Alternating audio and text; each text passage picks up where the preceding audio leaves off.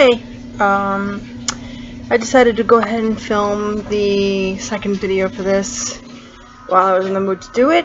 I apologize if you hear noise in the background. It's the washer, and it's kind of noisy. I also have a bird, and, well, there's 2 dogs in here as well. So, I apologize in advance. I'm trying to think of an easy way to describe my specific cerebral palsy. I need to make one thing clear. I can only speak for my own disability. Someone else with this cerebral palsy might have a completely different experience. All I can tell you is my own, and if that matches up with someone else, that's great. If they have a completely different experience, then that's their experience, and that's fine.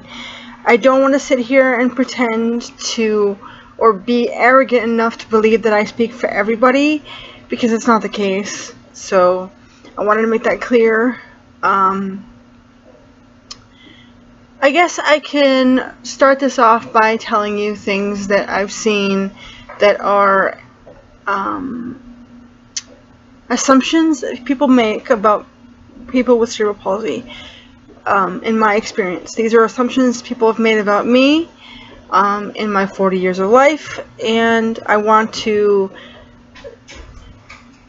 sort of give you some ground for the fact that assumptions are not always correct.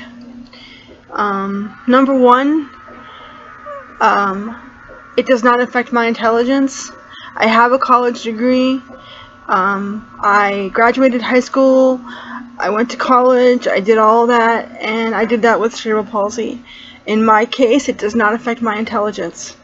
I still have things I struggle with. Like I don't know if the things I struggle with intellectually have anything to do with the area of my brain that's damaged. I don't know. I'd have to look at like an MRI or whatever, however they look at your brain, and find out if that's the case, because I still suck at math.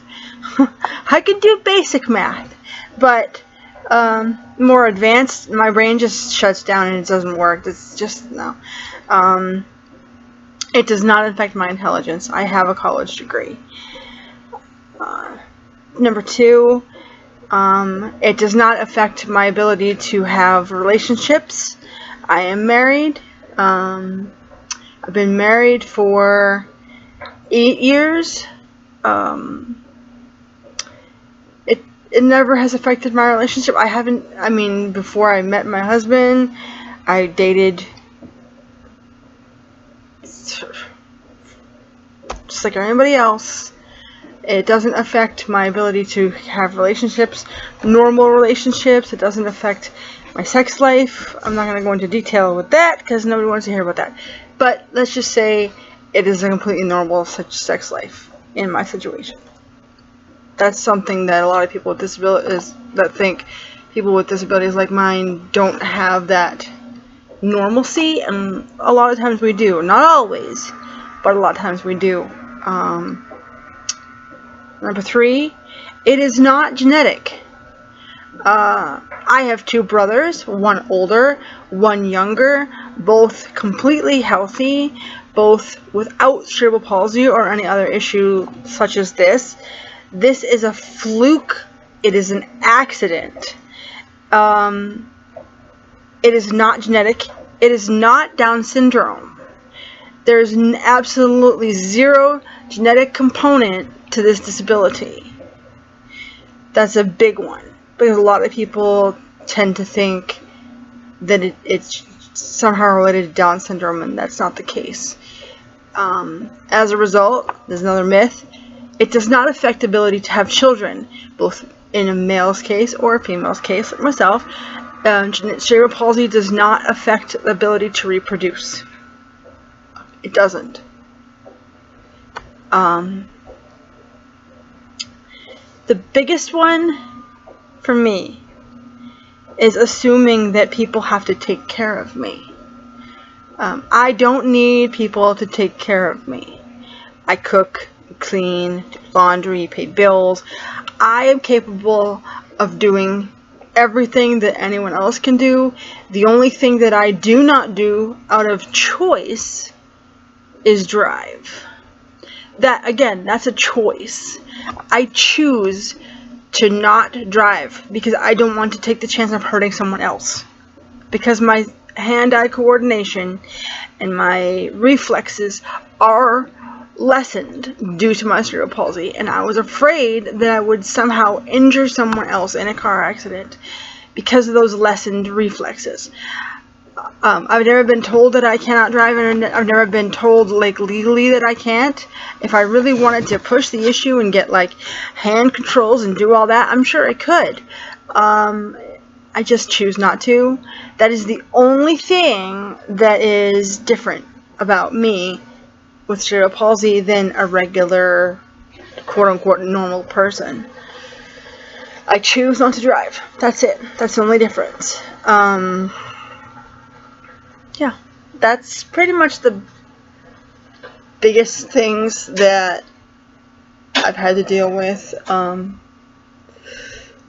And people can be really rude. Like, I don't think that they even know that they're being rude. I don't know if they consider it rude, but I've had people talk to me really slowly, like I don't understand, and like touch me on the hand like I'm some small child. It's just weird. That's a big one. I've had people outright flirt with my husband in front of me on many different occasions. I don't know what that's about. That, I think they just don't even see me necessarily. He is an able-bodied, normal person. He has a job and he does his thing, and there's nothing. He doesn't have a disability. He's just a regular guy. And women flirt with him like crazy. And I think it's because they just don't see me, or they don't consider me to be with him, I guess. I don't know. I don't confront anybody about it. It's not worth it.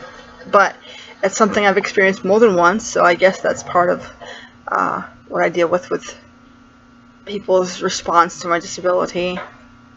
I've had people ask me if my disability is why I do not have children, and then when I explain to them that it's not genetic, they're confused, which is why I said what I said about it's not Down syndrome, it's not a genetic component, there's nothing genetic about it. I don't understand where the parallel between my sort of disability and a genetic disability comes from. I guess it's just lack of explanation, which is, again, why these videos are here. It isn't genetic. It isn't why I don't have kids. And I can't pass it down to anyone. So, yeah, I have other things I want to say, but I don't want to make this super long, so I'm going to say goodbye, and I'll make another one explaining more nuance of this later on. So, thanks for watching. Bye.